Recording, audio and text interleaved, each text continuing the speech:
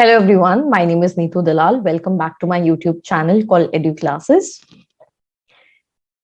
Today we are going to cover the rest of the chapter, which is chapter 6, Attitude and Social Cognition. We've already covered part 1 and part 2 of this chapter. In today's video, we are going to cover chapter 3. So if you've seen the last two videos, you must have seen that we've already covered introduction, explaining social behavior, nature and components of attitudes have been covered. Attitude formation and change has also been covered. And today in this part, we will be taking up prejudice and discrimination. In case you've not seen the videos, you can always go back to part 1 and part 2 to cover the chapter till prejudice and discrimination. So the first topic that we are doing is, like I just said, prejudice and discrimination. Now we are going to talk about what is prejudice, right? So we hear the term prejudice very commonly in our day-to-day language and in our day-to-day communication. But what does it actually mean? So prejudices are example of attitude towards a particular group. These are the attitudes or opinions that you have about a certain group or about a certain religion or about a certain race, right? And these are usually negative in nature, right? Because these are your attitudes that you've formed in life, and these are generally negative, not very positive towards that group. And in many cases, maybe based on stereotypes, that is the cognitive component about the specific group. So these are attitudes, negative in nature, and most of the time this comes from where? This comes from what you think about that particular group, right? For example, if you're in India, then you might hear stereotypes like, people of this religion are XYZ, or people of that religion are, ZZZ, like dash, dash, dash, so these. And if it is negative in nature, most probably it's prejudice. So this leads us to the term of stereotype. Now, what is a stereotype? A stereotype is a cluster of ideas regarding the characteristic of a specific group. यानी वो ideas या वैसा group of ideas जो आपका एक particular group के बारे में, जो एक उनके कैरेक्टरिस्टिक्स के बारे में आप कोई आइडिया फॉर्म करते हो, those are known as stereotypes. For example, if you been in school and you see this group, even without talking to them, you form a stereotype about them, or you form an idea about them. Something like this is known as a stereotype. कि आपने बिना interaction के ही you have a certain idea of who they are, how they are, whether they have a lot of attitude or they are really nice people. So if it is positive, we will not consider it in prejudice, but if it is negative, it will fall under your prejudice, right? Now, all members belonging to this group are assumed to possess these characteristics. अब होता क्या है, आप generalize कर लेते हो, right? So if you have a stereotype about a particular religion, let's just say that, like I am a Hindu, so let's take an example of a Hindu. So if people of other religion have this stereotype that Hindus are very believer of God, right? Let's just say that there's a person who's of a different religion and they have this stereotype about Hindus that they are believers of God. Now they will generalize it to all the Hindus that they will come across, right? तो हम क्या करते हैं, जो भी हमारा stereotype किसी भी ग्रुप के बारे में होता है, हम वो उस सारे ग्रुप के मेंबर्स पे अप्लाई कर देते हैं. For example, another example that we can take is that if as a boy I have this stereotype that all girls are really arrogant, let's just assume that this is the stereotype I hold.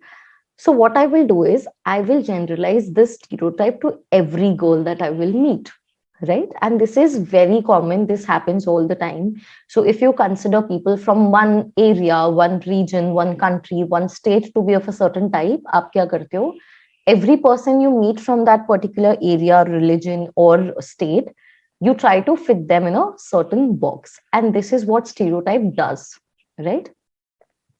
Often stereotypes consist of undesirable characteristics about the target group. Generally, all of these characteristics are not very positive or not very desirable. You hear negative things more often than the positive things about a certain group. And as a result, you generalize that as well, right?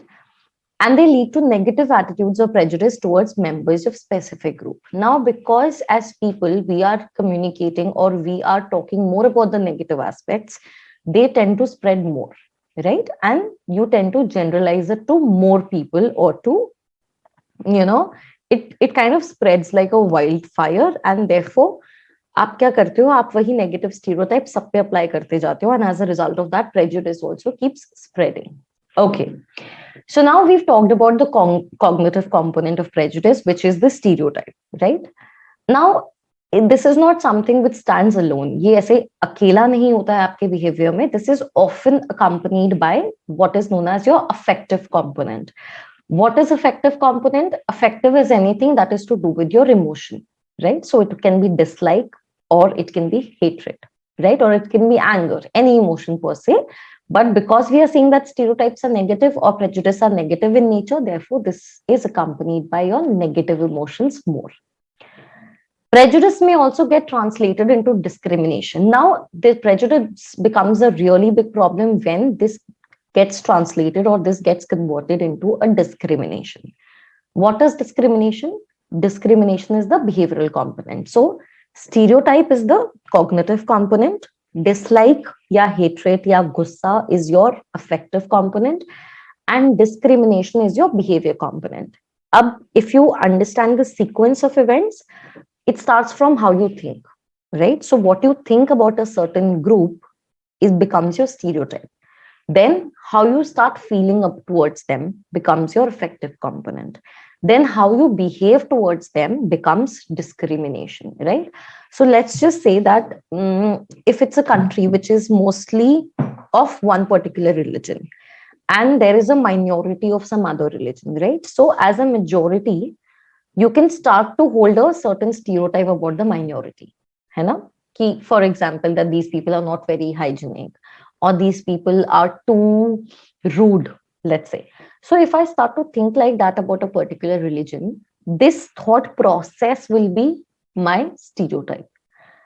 Now, when I start hating them, or when I start disliking them, right? Now it's not just in my thought, now it's converted into my emotion. So when that happens, this will become a affective component, right? When it will reach another stage, when I start to discriminate them, or my behavior starts to show that they are different from us, that will become discrimination, right? So in discrimination, people behave in a less positive way towards a particular target group compared to another group which they favor.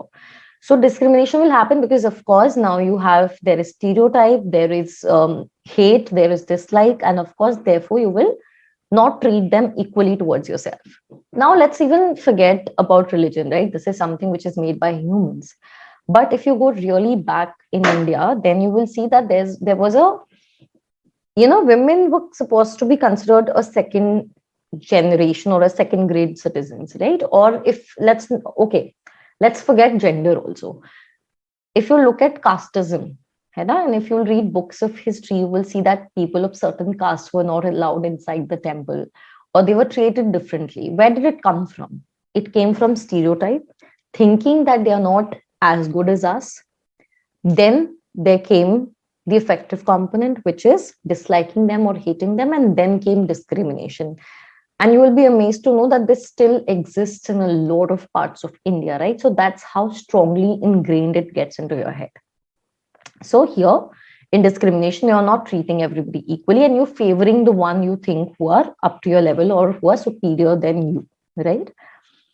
History contains numerous examples of discrimination based on race and social class or caste. Like we just discussed, history will give you n number of examples where either gender was used as a basis of discrimination, caste was used as a basis for discrimination, or even class was used as a basis for discrimination.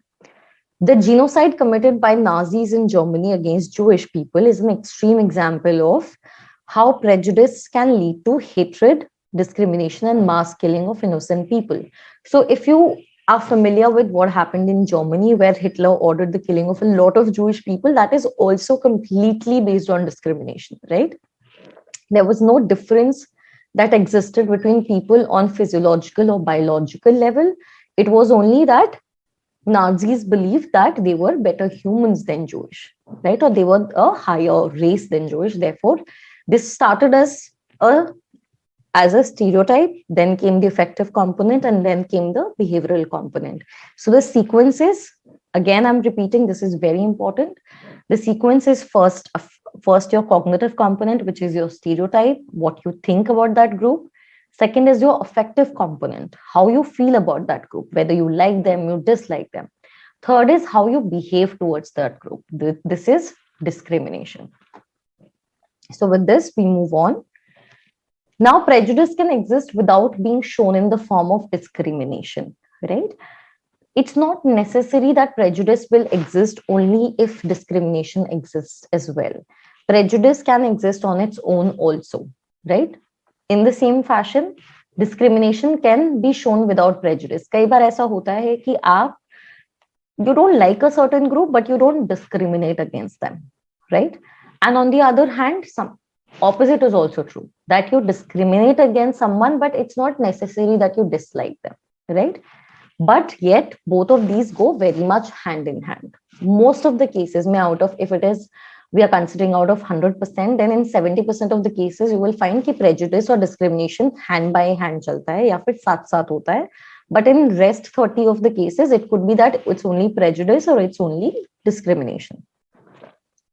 Wherever prejudice and discrimination exist, conflicts are very likely to arise between groups within the same society.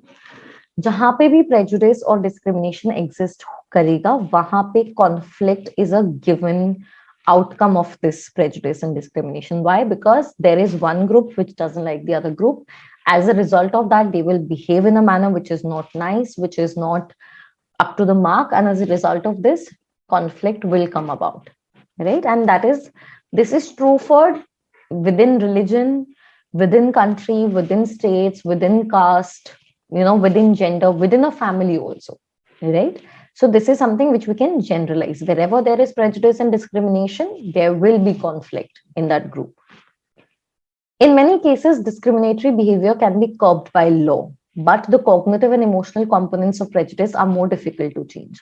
So if you see, right, if you see in India also, like the statement says that behavioral component को बहुत countries में law के through कम कर दिया जाता है, या फिर this is something which is more easier to tackle, but the cognitive and emotional component is more difficult, right? Because you can stop people from behaving or you can stop people from discriminating, but you cannot stop them from feeling or thinking about a group in a negative manner, right? If you think about what happened in America or what still happens, you must have, if you keep up with what's happening in social media, or if you keep up with Instagram or Facebook, you will know that from time to time, slogans like Black Lives Matter, right? Or all lives are important, or Pink Floyd, cases like that become very popular. Why that is happening? Because there's a discrimination between whites and blacks in America, right? Which is curbed by law. But still, even if law is trying to curb the behavioral aspect, it's not able to do anything with the emotional component and the cognitive component. So these two components are more difficult to tackle. Behavioral component is still easier. Now, social psychologists have shown that prejudice has one or more of the following sources. Now, this leads us, all of this discussion which we are doing around prejudice and discrimination leads us to think that where does prejudice starts from? What is the root cause? What is the source, right? So a lot of social psychologists have thought about this, have pondered about this, and they have come on to conclude 5 points, right? And these have been determined to be the sources of prejudice. So as you see on the screen, it's one is learning, then a strong social identity and in-group bias. This is the second source that exists. Third is scapegoating. Fourth is kernel of truth concept. And fifth is self-fulfilling prophecy. So these are the 5 sources of prejudice that has been identified by several psychologists. And this is what we cover in your textbook for class 12th. There are, of course, many other sources which will come on if you pursue psychology in your graduation level, right? But for now, these are the 5 that we look at.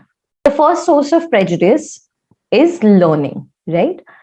Now, like other attitudes, prejudice can also be learned through association, reward and punishment, observing others, group or cultural norms, and exposure to information that encourages prejudice. Basically, what they're trying to say is that जैसे कि आप अपनी day to day life में बाकी चीजों को सीखते हैं, जैसे आप एसोसिएट करते हैं किसी दो चीजों को, या there's a concept of reward and punishment, or how you observe others, in the same way prejudice also you learn by these following methods, right? For example, if you are born in a family which is a Hindu, for example, if you're born in a family who are Hindu by religion, and you're born into that family and they tend to hate, let's say, another religion, right? XYZ, any other religion. So you will end up being there, you will observe others talking about that other behavior, that other religion, and you will learn this particular prejudice. Now, this is not a prejudice which you've developed on your own, but this is what you've learned by your association or by your exposure to that particular information, right? So the family, reference groups, personal experience, and the media may play a role in the learning of prejudice. Now, apart from the family you're born into, your groups, your friends, आपका personal experience, आप TV पे क्या देखते हो, what you watch on YouTube, all of this plays a very important part in what you learn, or in your process of learning a prejudice, right? So, for example, if you keep watching a lot of anti-Hindu videos or anti-Muslim videos or anti-Christian videos, whichever of these you might watch, it will lead on to you developing a negative prejudice towards that particular religion. Or if you watch a lot of anti-American videos, right? So whatever you're watching will affect your prejudice or will affect your learning process. People who learn prejudice attitudes may develop a prejudice personality and show low adjusting capacity, anxiety, and feelings of hostility against that group. So what happens, agar aap aise, if you are consistently involved in this process, what will happen? You will end up developing a prejudice personality. Prejudice personality matlab somebody who just hates a particular group. For example, there are a lot of Hindus who hate Muslims, or there are a lot of Muslims who just hate Hindus, right? And how has that happened? They might not have had any personal experience, but they might have developed a prejudice personality through all of these learning processes, right? And because they develop a prejudice personality, so they show really low adjusting capacity and develop anxiety whenever they are around that group, right? Now, the second source of prejudice could be a strong social identity and in-group bias. Out-group bias होता है आपका bias किसी दूसरे group के लिए. In-group bias होता है आपका bias या आपका favorism अपने ही group के अंदर, right? So these are two terms which you should be clear with. What is the difference in in-group bias and out-group bias? So the second point is a strong social identity and in-group bias.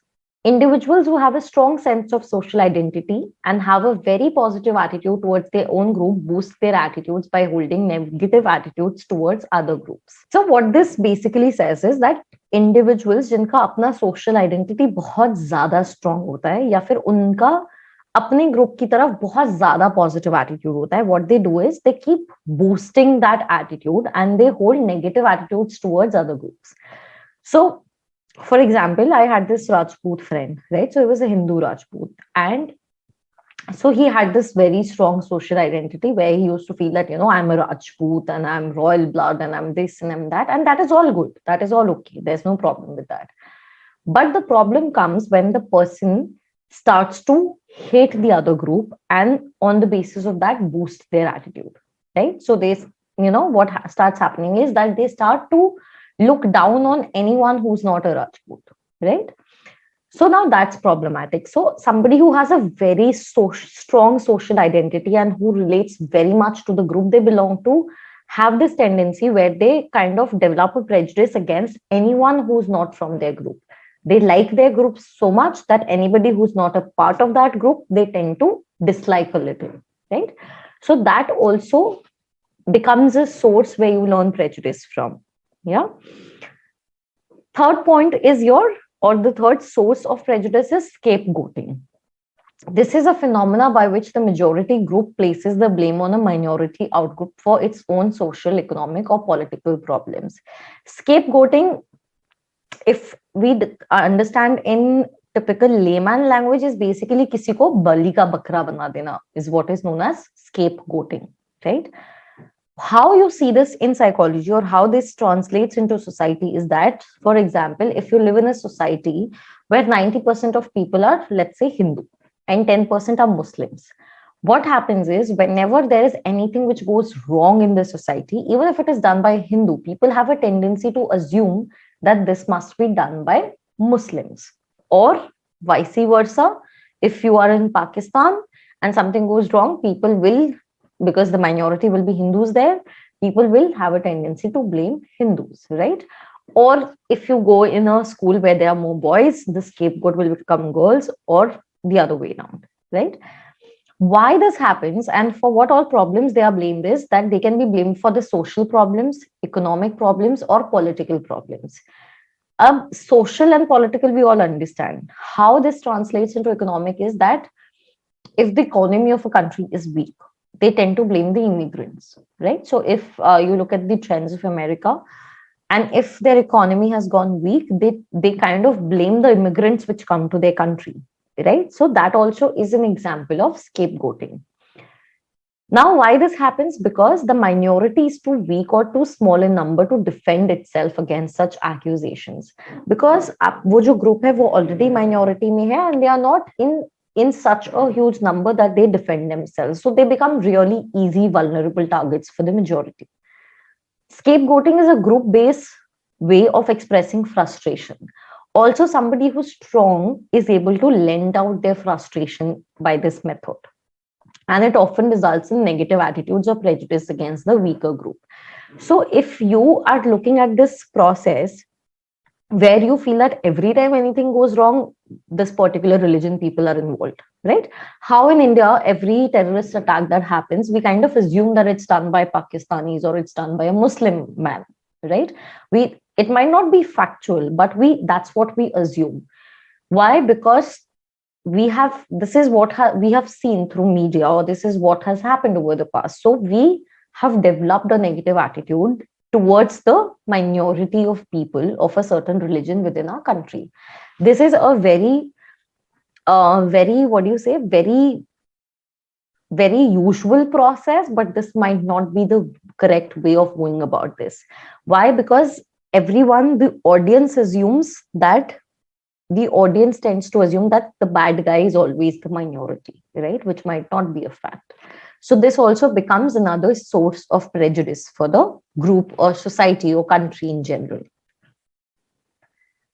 Then another source of your prejudice is your point number 4, which is kernel of truth concept. Sometimes people may continue to hold stereotypes because they think that after all, there must be some truth or kernel of truth in what everyone says about the other group.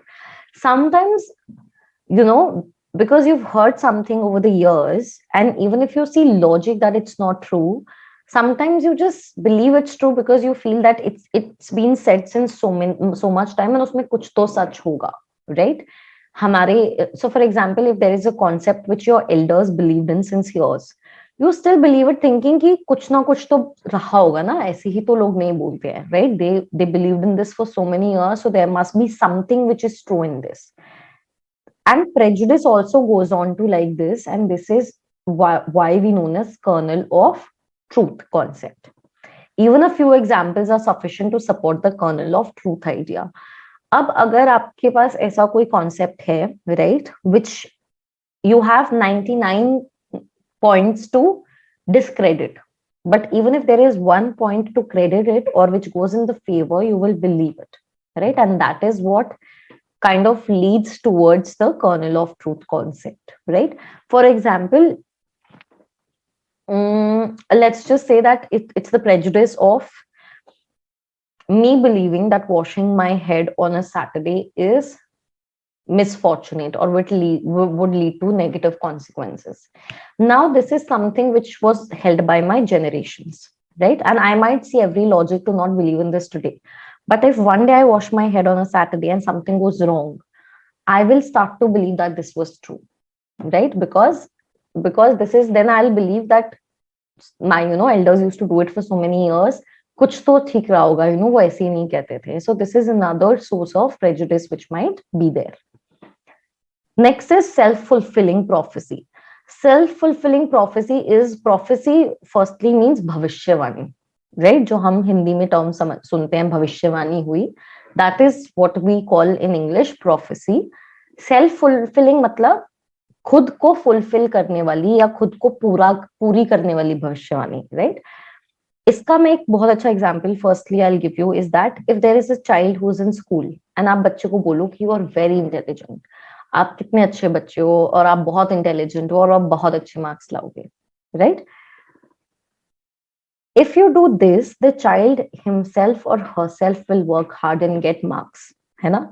So this becomes an example of self-fulfilling prophecy. आपने कोई चीज को you set it in motion in such a way, and when the child does it, it kind of becomes an example of self-fulfilling prophecy. In some cases, the group that is the target of prejudice is itself responsible for continuing the prejudice. कई बार क्या होता है, जो group target हो रहा होता है prejudice में, वो खुद ही रिस्पॉन्सिबल होता है उस प्रेजुडिस को कंटिन्यू करने के लिए. जैसे another prejudice which is there is that girls are bad at maths than boys. And who is continuing this prejudice? The girls themselves, because whenever they come to a maths problem, they will become anxious, and a result of that, again they will perform badly, and this prejudice will keep continuing. So this is also an example of self-fulfilling prophecy itself. So the target may behave in ways that justify the prejudice, that is, confirm the negative expectations, right? कि जो target group है वो उसी तरीके से behave कर देगा जो प्रेजुडिस कहता है, and again this prejudice will keep continuing. For example, if the target group is described as dependent and therefore unable to make progress, the members of this target group may actually behave in a way that proves this description to be true. In this way, they strengthen the existing prejudice. How, there's a prejudice that girls are physically lesser or physically less stronger than males, right? Or let's say mentally also. There can be a lot of girls who, if given a task, will give up at the very beginning only before even trying, right? And what will this lead to? It will lead to, again, proving the prejudice, and the prejudice will keep continuing. So this is also how prejudice keep going on in a self-fulfilling prophecy kind of a manner. Now, after understanding what is prejudice, what are the components of prejudice, and where it comes from, this leads us to the topic of strategies for handling prejudice. All of this understanding of what prejudice is incomplete if you don't know how this should be handled. So strategies for handling prejudice. Now, knowing about the causes or sources would be the first step in handling prejudice. Thus, the strategies for handling prejudice will be effective if they aim at, because now if you know where your prejudice is coming from, you can handle it in a better manner. Therefore, tackling the sources becomes the major strategy for handling this prejudice, right? So the strategies for handling prejudice aim at minimizing opportunities for learning prejudice. First, very important strategy is that you minimize the opportunity a person is getting where they are learning these prejudice.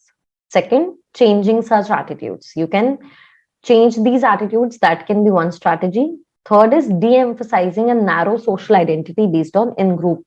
Yani, you narrow or you de-emphasize the extreme social group the person belongs from, right? You should take pride in, for example, being an Indian, not being particularly of one religion or one caste. So you de-emphasize the social identity of the person.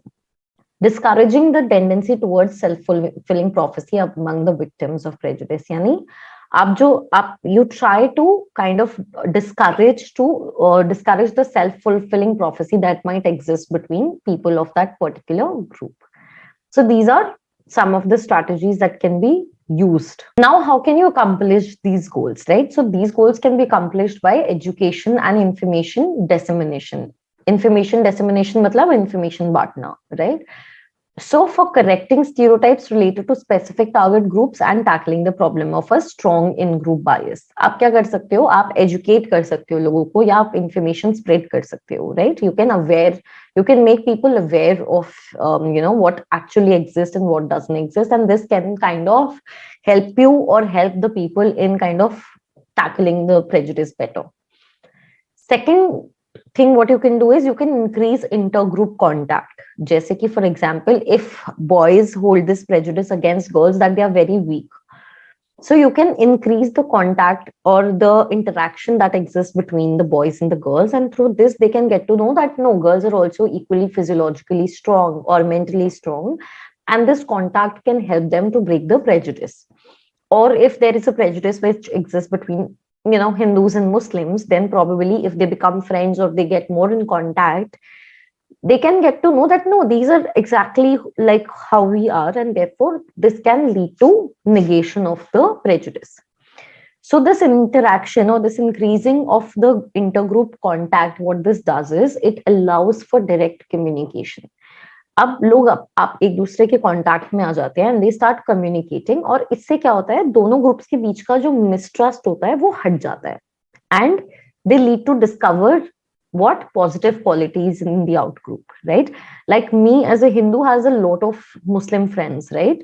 So if you have had a prejudice when you were young or when you were probably in school, and then you ended up making a lot of friends from that particular religion, then what happens? All the prejudice that you had, they become zero, right? And you learn that no, these are also exactly the same people as you are. The only thing is that they are from a different religion. So the two group, but what is important, these some few things are very important in this intergroup contact, is that the two groups should meet in a cooperative rather than competitive context. उनकी जो environment हो वो cooperation वाला होना चाहिए, ना कि competitive. ऐसा कांटेक्ट नहीं कराना है जहां पे वो किसी कंपटीशन का पार्ट है. ग्रुप ए ग्रुप भी नहीं बनाना है, टीम ए टीम भी नहीं होना चाहिए. They should be a part of the same group where there is cooperation and no competition at all. Close interaction between the group helps them to know each other better, and the two groups are not different in power or status. दोनों का power और status level same होना चाहिए. मतलब they should come from the same kind of economic background, the same kind of families, the same kind of environment. Why? Otherwise, there will still be prejudice which will stem from here, right? Another thing that you can do to accomplish these goals is highlighting individual identity. Instead of highlighting the social identity of the person, which groups they belong from, which country, which state, which caste, you should emphasize more on the individual identity, who the person is by themselves and not by the group they come from, right? So rather than group identity, if you focus on individual identity, this weakens the importance of the group, right? And therefore the biases also go. More details about social identity and intergroup conflict have been presented in the next chapter. So the next chapter that we will do, we will look more at how this is done. Next, we come on to the topic of social cognition. Now, we've come across the term cognition a lot of times till now in the whole chapters of class 12th, but still, just to reiterate, we will see what cognition means. This refers to all those mental processes that deal with obtaining and processing of information. Cognition basically means, or it refers or it identifies those mental processes that deal with or process information. For example, our decision making is one such process, right? Your thinking or rational thinking is another process. Problem solving. What are all these processes, right? These are all mental processes जो या तो information collect करती हैं या उनको process करती हैं, right? So any mental process which is involved in either obtaining or processing the information is part of your cognition. जैसे decision making, problem solving, logical thinking, all of this falls under your cognition. Attention, right? Multitasking, all of this is a part of cognition. Now, extending this idea to the social world, the term social cognition, अब cognition is a part of mental process, है ना? या cognition involve करता है mental processes. अगर हम इसी term को थोड़ा और expand कर दें, तो social cognition का क्या मतलब होगा? ये इन्वॉल्व करेगा वो सारे साइकोलॉजिकल प्रोसेसेस जो डील करते हैं इंफॉर्मेशन गैदर करना या प्रोसेस करना किन चीजों के रिगार्डिंग, जो आपकी सोशल चीजों के रिगार्डिंग है। सोशल मतलब for example gathering information about what's happening in society. What do you have to do about it? Is there a riot, right? Or what's happening within your family? Who said what to who? All of this will become a part of your social cognition. And how do you process this information will also be a part of your social cognition, right? These include all the processes that help in understanding, explaining, and interpreting social behavior. This is everything that a Indian auntie is good at, right? Collecting information, which we know as gossiping, then processing it. Like you try to understand iska kya matlab hai, and then reaching a conclusion. What do you do with that information? So this part is known as social cognition, right? The processing of information related to social objects, particularly individuals, group, people, relationships, social issues, and the like, differ from processing information related to physical objects. Now, this is very different. Your social cognition is very different from your normal cognition, because जब आपका normal cognition होता है, वहां पे आप कैसी चीजों के बारे में information process करते हो? Physical objects. But social cognition में आप क्या involve कर रहे हो? Individuals, groups, people, relationship, social issues. What are some of the professions where people should have a very strong social cognition? People who are diplomats, right? People who are mediators, who are brokers.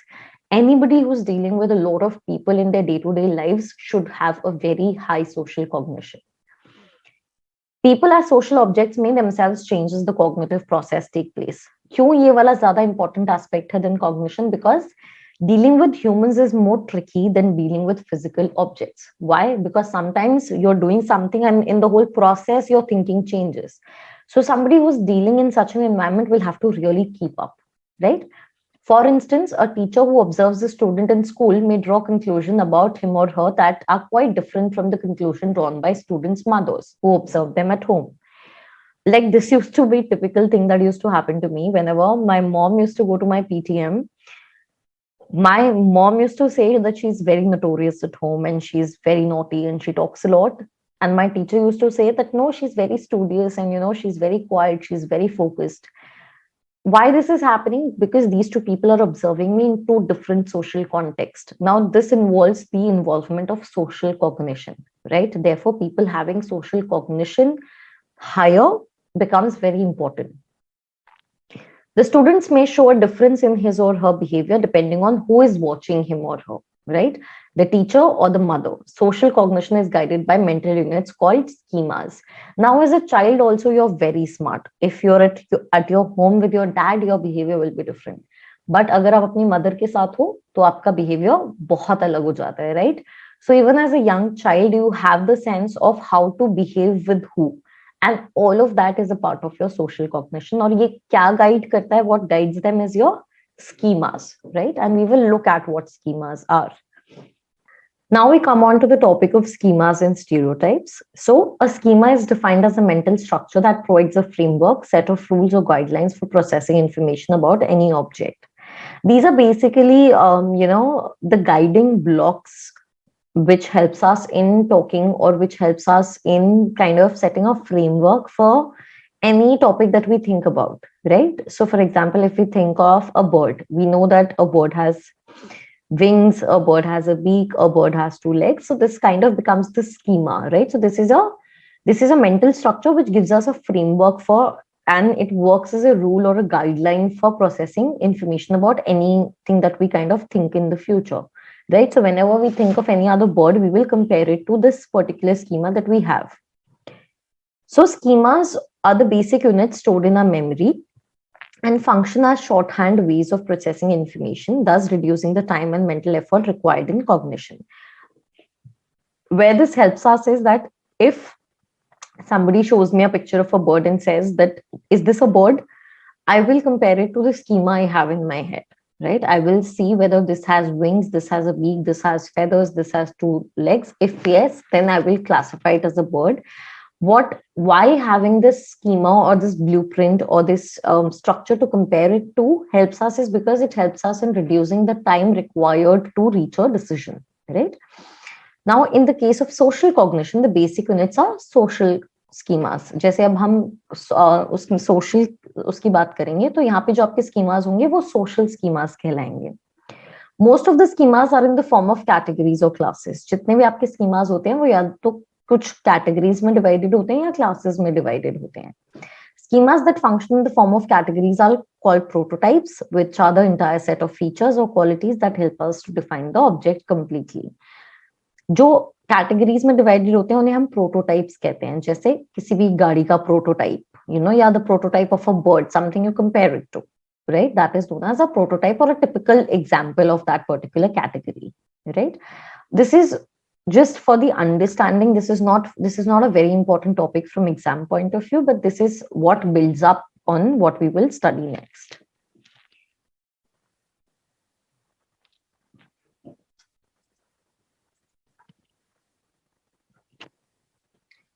Now, in social cognition, category-based schemas that are related to groups of people are called stereotypes. जैसे हमने already we have covered what stereotypes are. So, anything or any category-based schemas which are related to people are what we call stereotypes. These are category-based schemas that are overgeneralized. Why are we calling that these are category-based? क्योंकि वो किसी एक category of people के बारे में schema है, पर वो generalized है उस category के बारे में, right? Like this is, if I talk about, it's a stereotype about Muslims. So they are a category of religion, but it is generalized over all the Muslims, right? And these are all things which cannot be directly verified, right? And apart from exceptions of a few. For example, suppose you have to define a group G. Let's assume that you are trying to define a group G. If you have never directly known or interacted with a member of this group, you will most likely use your general knowledge about the typical member of group G. अगर आप इस group के कभी किसी इंसान से नहीं मिले हैं तो आप अपनी जनरल नॉलेज यूज करेंगे डिस्क्राइब करने के लिए कि वो कैसे लोग होते हैं. अब आप इस इंफॉर्मेशन में अपने लाइक्स और डिसलाइक्स भी ऐड कर देंगे. If you have heard positive things about that group, you will add positive things to your description. If you have heard negative things, you will add negative things to your description, right? On the other hand, if you have heard more negative things about the group, your social schema will be in the form of negative stereotype. अगर आपने ज्यादा positive चीजें सुनी होंगी तो जो आपका stereotype होगा वो ओवरऑल पॉजिटिव होगा, पर अगर आपने ज्यादा बुरी चीजें सुनी होंगी तो जो आपका ओवरऑल स्टीरियोटाइप होगा वो नेगेटिव होगा, right, about that particular group. The inferences you have drawn are not the result of your logical thinking or direct experience, but are based on preconceived ideas about a particular group. अब जो आपने conclusion निकाला है, that is not on the basis of what you have experienced, or that is you've not reached that conclusion through let's say rational thinking or logical thinking. You have only reached that conclusion क्योंकि आपका एक already preconceived notion है उस group के बारे में, on the basis of आपने क्या सुनाया है, right? The next time you actually meet a member of group G, your impression of this person and your behavior towards him or her will be influenced by your stereotype. जब आप next time इस group के किसी इंसान से मिलेंगे, आपका behaviour और आपकी जो इंप्रेशन है उस इंसान का वो आपके स्टीरियोटाइप से इन्फ्लुएंस होगा. कई बार क्या होता है, अगर आप किसी इंसान के बारे में नेगेटिव ऑलरेडी सोचते हो, आपको पहले ही लगता है कि इस इंसान में बहुत एटीट्यूड है. This is what you've heard from some other person, that this person has a lot of attitude, right? Or is very arrogant or is very rude. So when you meet the person, आपको ऐसा ही impression पड़ता है कि इंसान बहुत rude है या बहुत arrogant है, right? Why this happens? Because your stereotype is affecting your first impression also of the person. अगर हो सकता है आपने कोई ऐसा नहीं सुना होता उस इंसान के बारे में, तो आपको इंसान ठीक लगता या नॉर्मल लगता या अच्छा लगता, बट बिकॉज आपका ऑलरेडी एक स्टीरियोटाइप था तो आपने उसे उसी स्टीरियोटाइप की बेसिस पे उसी बिहेवियर को जज कर लिया है. It was mentioned earlier that stereotypes provide fertile ground for growth of prejudice and biases against specific groups. अब already because there is prejudice, so there's already stereotypes, so this acts as a fertile soil for prejudice and discrimination to kind of grow, right? So therefore your stereotypes do help in in leading forward and making them become prejudice or even discrimination. Now we come on to the topic of impression formation and explaining behavior of others through attributions. Firstly, what is impression formation? Now, this is something very common which we hear, that your first impression is the last impression, or how first impression is very important. So, what is this impression, right? So, this impression is the image that a person forms of somebody once they have met that person, right? The image, who they are, what kind of a person are they, what kind of clothes they were wearing. So every social interaction begins with the formation of an impression about the person we meet. So for example, if I meet this person, let's say X, I will come back home thinking something about that person. You know, whether I like the person or I'll dislike the person, whatever it might be, this will be the impression the person has left over me. Public figures and applicants appearing for job interviews are good examples that show it is very important to make a good impression on others. You will see that all public figures are people who leave a good impression, right? Or people who go for a job interview. Why do you go so dressed up for a job interview or so formally dressed? Because you want to leave a good impression, right? And this all goes on to show that how important is a good impression, right? यानी कितना जरूरी है एक अच्छा impression बनाना, ये आपको इसी बात से पता चल जाएगा कि लोग कैसे तैयार होके जाते हैं जॉब के लिए, है ना? The process of coming to know a person can be broadly divided into two parts. First is impression formation and second is attribution. किसी भी इंसान को जानने के लिए जो प्रोसेस है उसे आप दो पार्ट्स में डिवाइड कर सकते हैं. पहला impression formation and second attribution. ठीक है? The person who forms the impression is called the perceiver.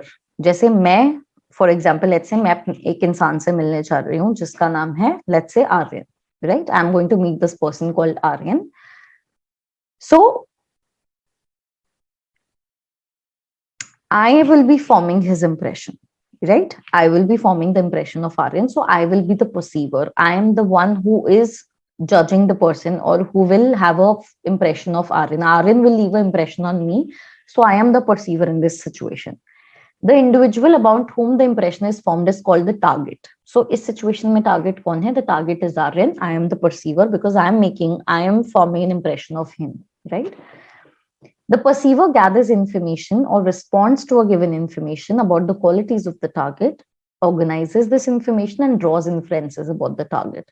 Let's say we meet at a coffee shop, right? We meet at a coffee shop and the person opens the door for me, orders coffee, pays the bill, or let's say it's very nice in the way he talks to me, or is very, is very gentleman, right? Or is very nice or very sweet. If this is all the person is doing, I am judging the person on the basis of the qualities, right? Whatever information I've gathered on this meetup, I will gather that information, I will process that information, and then I will form an impression of that person. This is the first step, right? That you have done an impression formation. The second part of getting to know a person is attribution, right? In attribution, the perceiver goes further and explains why the target behaved in a particular way.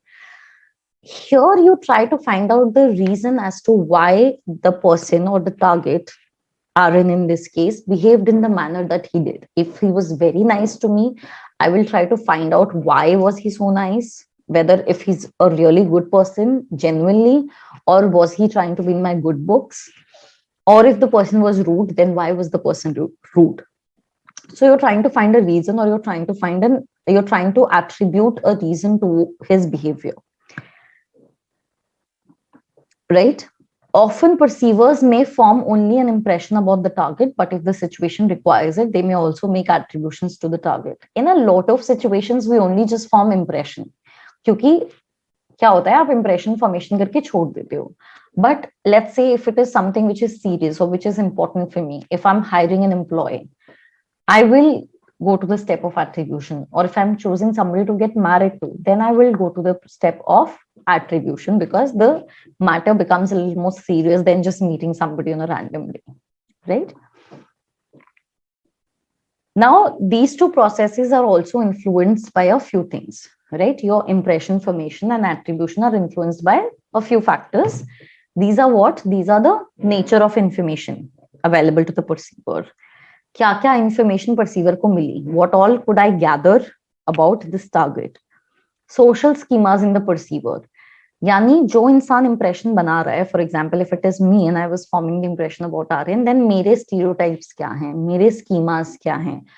कुछ हो सकता है some people like, you know, if the other person opens doors for me or pulls out the chair, for some people it might not be a good thing to do, right? So it also depends on what my schemas are. Then personality characteristics of the perceiver, that is of the person who is perceiving or who's judging the other person. Next, of course, is situational factors. So these all four factors play a very important role of what kind of impression will I form of the person and where will I attribute it to, right? Now, if we go in more detail in the process of impression formation, then the following aspects have been found in impression formation. Impression formation में आप कुछ और भी in detail aspects देख सकते हो. जैसे 3 सब प्रोसेसेस हैं. First is selection, organization, inference. ठीक है. सिलेक्शन मतलब हम वो इंफॉर्मेशन चूज करते हैं about the target which is important for us. Next, organization में you combine this information that you've gathered in a systematic manner. And in the third, you draw a conclusion, or in inference, you draw a conclusion about the information that you've selected. You have organized in a systematic manner and you reached a conclusion. Some specific qualities influence impression formation more than others traits too. कुछ ऐसे traits या कुछ ऐसी qualities होती हैं जो आपके impression formation के पूरे process को ज़्यादा impact करती हैं than others. Right? For example, it could vary from one person to another, but for example, if communication is very important for me, so that could be a trait of the person which will influence my impression formation more, right? In compared to looks, let's say. तो कुछ चीजें, कुछ qualities आपके impression formation को ज़्यादा influence कर सकती हैं than other traits. Now the order or sequence in which information is presented affects the kind of impression formed. अब ये भी बहुत जरूरी है कि जो आपको information मिली है वो किस sequence में मिली है, right? Mostly the information presented first has a stronger effect than the information presented at the end. Suppose if you're meeting a person और इंसान ने शुरुआत में बड़ी अच्छी बातें की, तो ये ज्यादा influence करता है आपके impression को rather than बाद वाली चीजों को. इसी चीज को हम primacy effect भी कहते हैं. However, if the perceiver may be asked to pay attention to all the information and not merely the first information, whatever information comes at the end may have a stronger influence. कई बार क्या होता है, शुरू की conversation के शुरू में और जो लास्ट में बात कही जाती है या जो चीजें बोली जाती हैं वो ज्यादा इन्फ्लुएंस करती हैं इंफॉर्मेशन प्रोसेसिंग को. इसी चीज को हम प्राइमेसी इफेक्ट एंड रीसेंसी इफेक्ट भी कहते हैं, right? So something that how the conversation started and how it ended is more important then what happened in the middle. We have a tendency to think that the target person who has one set of positive qualities must also be having other specific positive qualities that are associated with the first set. This is known as halo effect. कई बार आप assume कर लेते हो कि एक इंसान में जिसमें एक अच्छी क्वालिटी है, एक अच्छी क्वालिटी का सेट है, उसमें बाकी भी अच्छी क्वालिटीज होंगी ही, right? This is what we know as halo effect. जैसे टीचर्स अज्यूम कर लेते हैं कि अगर कोई बच्चा अच्छा एकेडमिकली स्कोर कर रहा है तो वो इंसान भी अच्छा ही होगा. That might not be true, but what the teacher is doing is she's applying halo effect, because if the child is good at academics, he will also be good at home or as a friend. For example, if we are told that a person is tidy and punctual, अगर हमें ये बता दिया जाए कि इंसान tidy और punctual है, हम अपने आप assume कर लेंगे कि इंसान hard working भी होगा. But this might not be the case at all, right? But this does affect your impression formation. Now we reach attribution of causality. After forming an impression, we often go through the process of assigning causes to a person's behavior. The following aspects of attribution have been found. We are discussing impression formation and attribution in more details in these particular slides. So when we assign a cause to a person's behavior, we can broadly classify the cause as being internal or external. है ना? हम जब attribution कर रहे हैं तो हम उसका जो reason assign करते हैं वो तो या तो हम internal assign कर सकते हैं या external. Internal मतलब something which is within the person, यानी इंसान ही अच्छा है या उसमें quality ही ऐसी है या वो बहुत sensitive है. जब आप external दोगे attribution का reason तो वो that will be something which is outside the person. Situation की डिमांड ऐसी थी या ही वाज स्टक या the situation required such a response. For example if we see a person A hitting another person B, अगर हमने ये देखा कि पर्सन ए ने पर्सन बी को मारा, एज ऑब्जर्वर्स हम क्या कर सकते हैं, हम इस हिटिंग बिहेवियर को कैसे एक्सप्लेन कर सकते हैं? First, A hit B because A is hot-tempered person, which is an internal cause, right? हम ये बोल सकते हैं कि जो A इंसान है उसने B को इसलिए मारा क्योंकि ये बहुत अग्रेसिव इंसान है या बहुत हॉट टेम्पर्ड है, right? This is something which is an internal reason, यानी the person himself is very aggressive. Second reason हम क्या दे सकते हैं और how we can attribute it, that person A hit person B because B behaved in a nasty way. And so here what we have done, instead of blaming person A, we have attributed this to the situation or what person B had done. So this is outside the person A and this becomes situational in its causality, right? When people make attributions for success and failure, the cause they give can be classified as internal or external and also into stable or unstable factors. अब आप देखना most of the times क्या होता है, जब आप exam देने जाते हो और अगर तो पेपर अच्छा गया होता है तो आप बोलते हो मैंने मेहनत ही बहुत की थी. Like if the paper is good and if you scored well, you say I really worked hard. So you're given internal reason. But if you do not score well or if you do not do well, then what kind of reason do you give? You give the reason that the paper was very difficult, right? या teacher ने बहुत difficult paper set किया था, है ना? तो ये आप फिर एक्सटर्नल एट्रीब्यूट करते हो, right? In the same manner success और फेलियर को भी आप इंटरनल फैक्टर्स या एक्सटर्नल फैक्टर्स या स्टेबल फैक्टर्स या अनस्टेबल फैक्टर्स में डिवाइड कर सकते हो. अब इंटरनल फैक्टर्स में क्या क्या आ जाएगा? आपकी एबिलिटी, एफर्ट, हार्डवर्क. इसमें से आपकी जो एबिलिटी है वो स्टेबल फैक्टर्स में फॉल करेगी, यानी जो आपकी एबिलिटी या स्किल है वो स्टेबल रहेगी ओवर टाइम.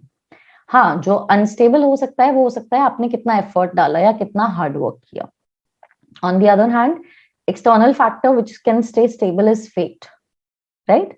अनस्टेबल फैक्टर्स क्या हो जाएंगे एक्सटर्नल फैक्टर्स में? टास्क कैरेक्टरिस्टिक्स, है ना? कितना डिफिकल्ट था, कितना नहीं था. तो this is how we can divide it.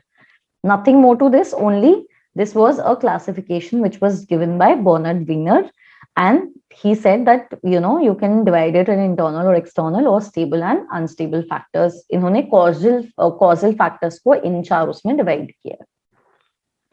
So when we are making attributions, there is a overall tendency of people to give greater weightage to internal or dispositional factors than to external or situational factors. Most of the time जब हम लोग की tendency होती है कि हम internal factors को ज्यादा वेटेज देते हैं इन कंपैरिजन टू एक्सटर्नल या फिर सिचुएशनल फैक्टर्स को. इस एरर को हम कहते हैं फंडामेंटल एट्रीब्यूशन एरर. हमारी वो टेंडेंसी जब हम अपने इंटरनल फैक्टर्स को ज्यादा महत्व दे रहे हैं in comparison to external factors. ये टेंडेंसी कुछ कल्चर्स में, कुछ कंट्रीज में ज्यादा स्ट्रॉन्ग है in comparison to other countries या कल्चर्स. जैसे रिसर्च शो करती है कि इंडियंस जो हैं वो ज्यादा एक्सटर्नल फैक्टर्स, एक्सटर्नल रीजंस देते हैं then Americans. So for example, if I fail, I will say that it was very difficult, the paper was very difficult. और even if I succeed, I will say God was with me और I was lucky, right? So we as Indians give external factors or external reasons more in compared to Americans. अगर Americans को आप देखोगे, चाहे they fail or succeed, they put it on themselves that I was hardworking or I did not do well, right? Then there is a difference between the attribution made for success and the attribution made for failure. ये बहुत फर्क होता है. जब आप किसी चीज में सक्सीड करते हो तो आपका रीजन अलग होता है कि आपने क्यों सक्सीड किया, और जब आप फेल करते हो तो your reason is different as to why you failed, right? So in general, overall, people attribute success to internal factors and they attribute failure to external factors, like I discussed this. So if you've succeeded, you will say that this was my hard work or this was my ability or my intellect. But if you will fail, you will say that the task was very difficult or the competition was unfair or there was a lot of cheating which happened. So these are all general tendencies of how we attribute or how we give reasons for different things.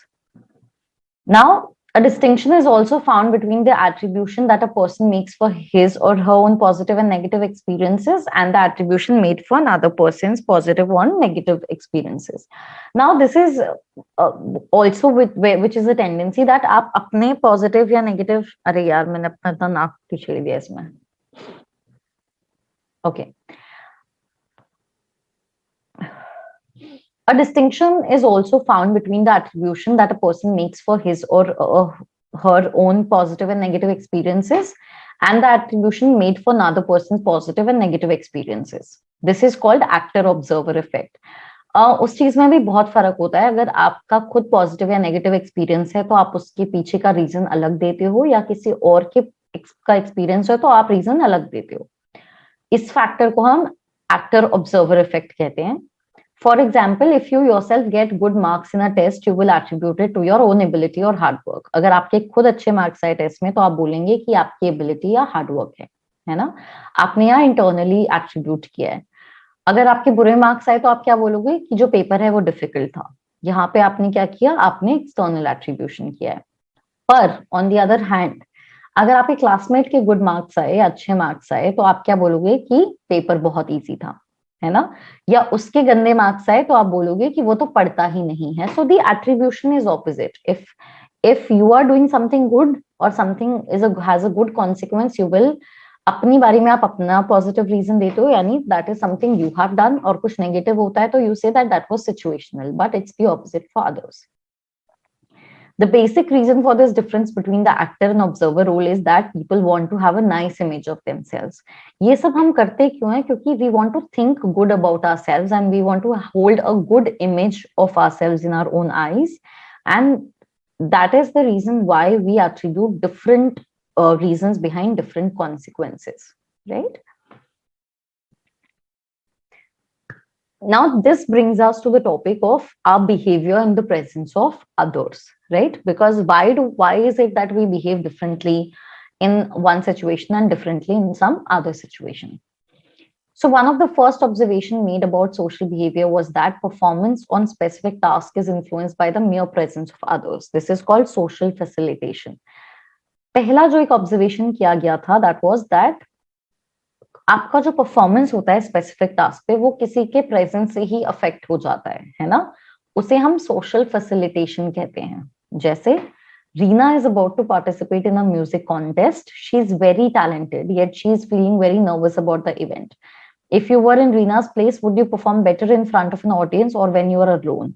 कई बार ऐसा होता है कि आप किसी competition में या किसी रेस में दौड़ रहे हो और अगर वहां पे आपके पेरेंट्स हैं ऑडियंस में, तो या तो आप और अच्छा परफॉर्म करते हो या आप और बुरा परफॉर्म करते हो, right? This is what is known as social facilitation. As early as 1897, Norman Triplett observed that individuals show better performance in the presence of others than when they are performing the same task alone.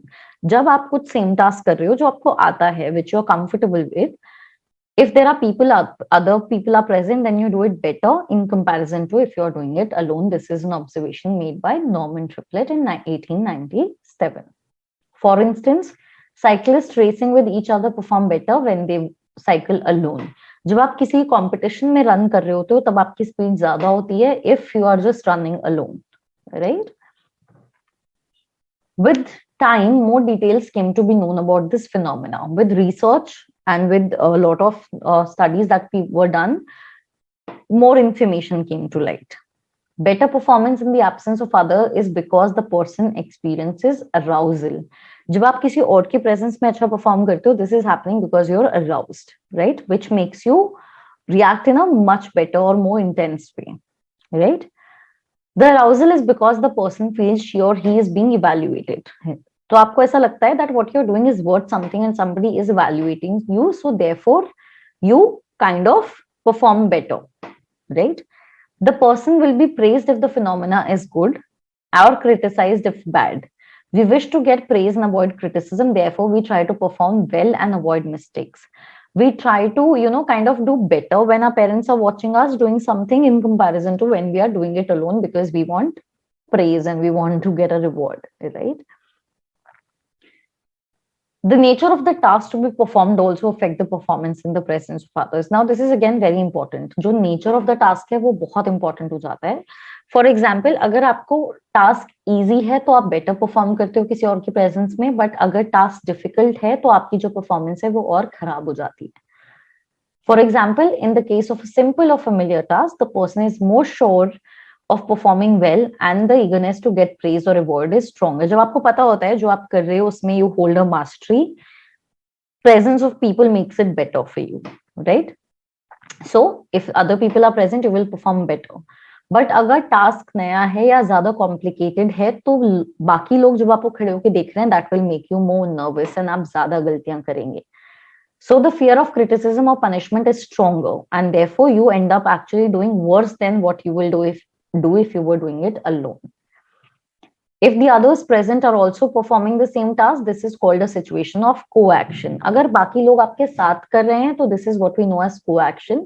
In this situation, there is social comparison or competition. Once again, when the task is simple or familiar, performance is better than when the person is alone. अगर task easy और familiar है तो performance improve होगी co-action में भी, पर अगर difficult है और unfamiliar है तो performance will deteriorate.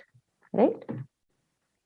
In short, what we can conclude, task performance can be facilitated and improved or inhibited and worsened by the presence of others. Depending on your mastery and the nature of the task, your performance can get better or can get worse if there are other people present. Many other kind of social influence also can be noticed. For example, if we are working together in a group, the larger the group, the less effort each member puts in.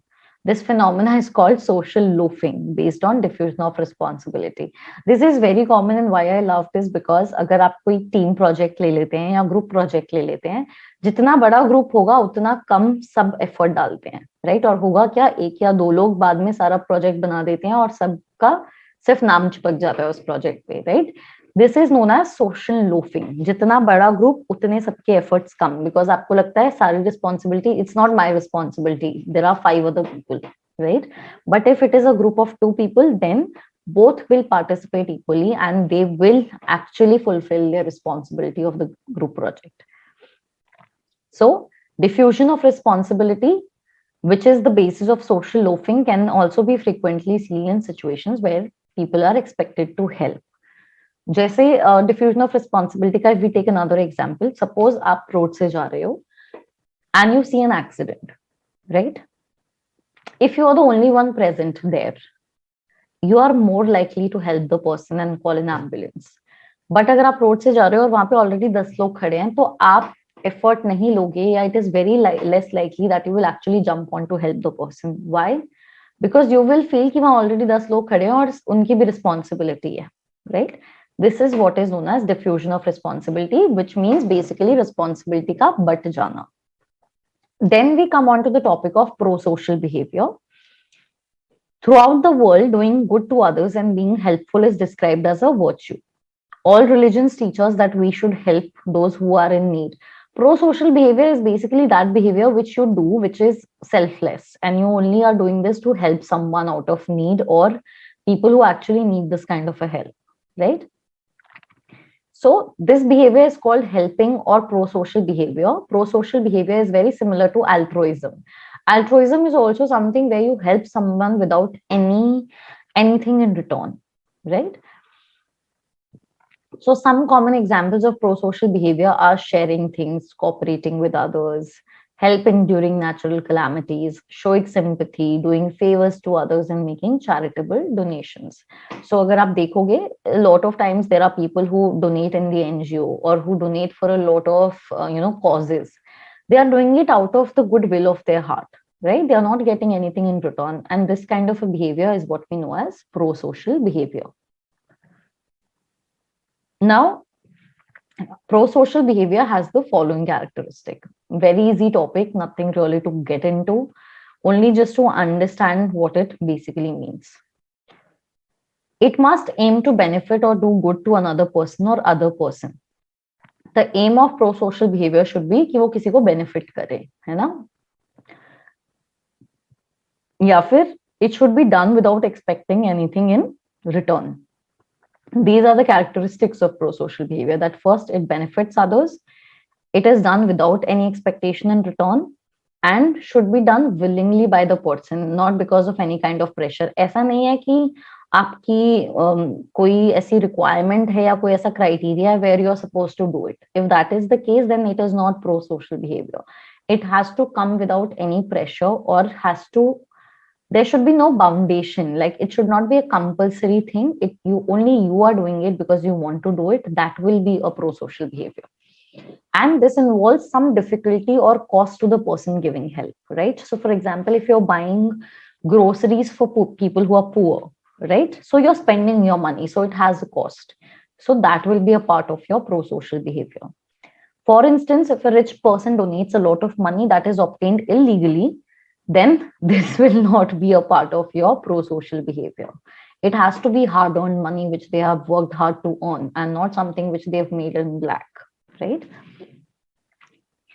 In spite of the great values and importance attached to pro-social behavior, people do not show much behavior in very often, or such behavior very often.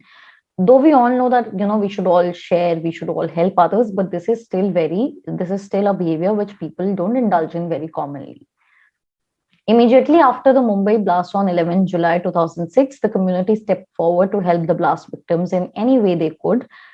By contrast, on the earlier occasion, nobody came forward to help a girl on a moving suburb train in Mumbai when her purse was being snatched. So they are just sharing an example where after the terrorist attack, a lot of people came forward because it was a very tragic accident. But on the other hand, a girl whose purse was being snatched was not helped by anyone.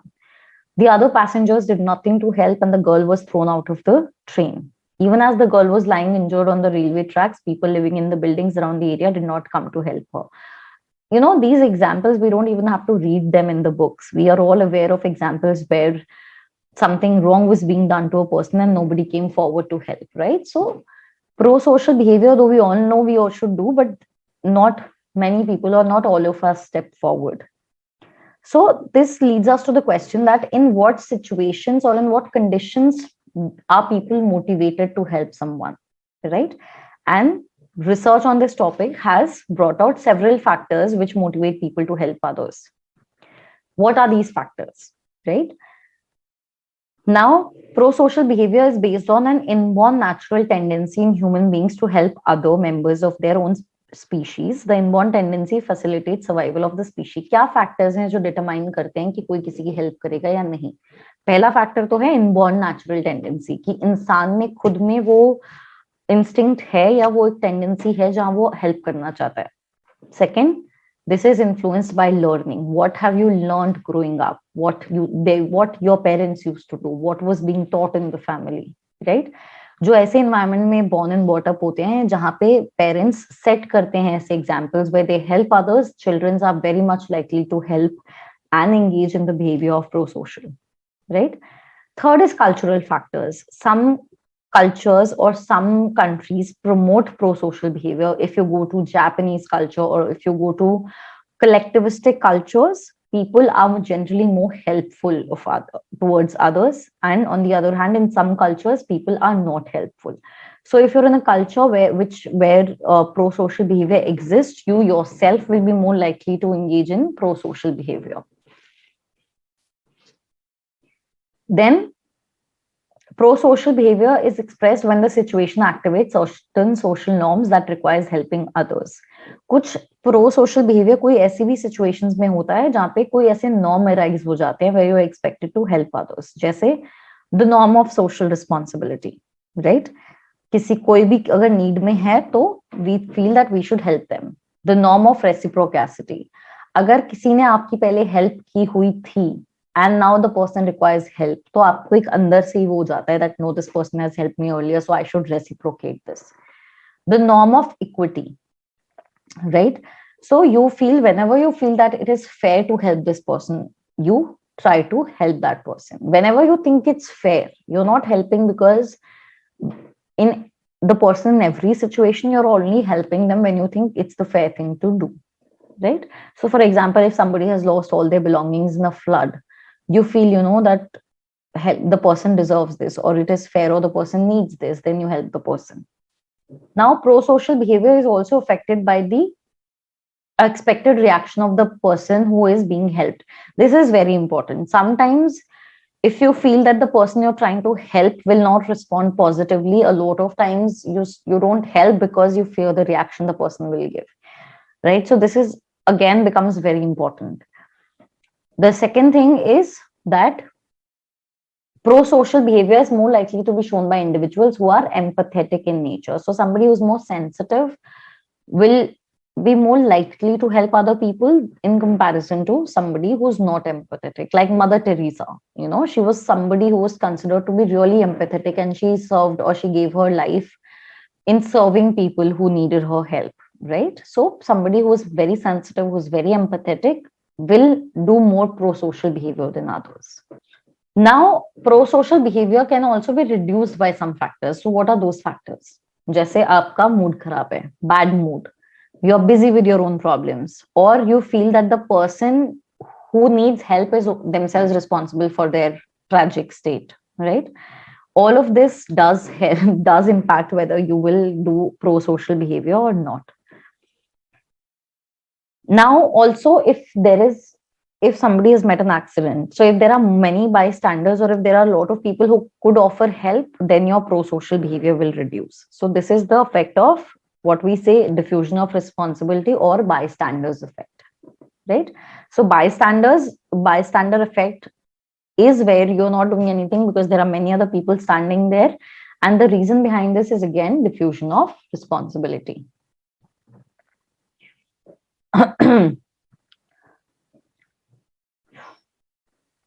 So this brings us to the end of this chapter, and in this chapter we have learned about the basic concepts of attitude, social cognition, and we also got a glimpse of social behavior, right?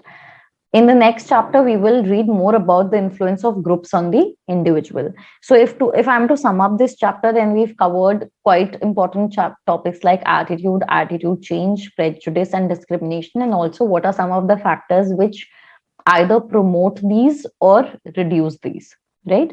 So that is what we've done in this chapter so far. In case you have any questions, you have any doubts, you can always put them in the comments below the video. I will also be in the next video, I will also be uploading the link for the Google Drive where all of you can access the notes for all the chapters we've done so far. That is something that I'm in the process of doing. Apart from this, in case there is any feedback, any suggestion that you would like to send our way, we'll be more than happy to welcome it. And with this, I'll see you in my next video. Bye-bye. Take care.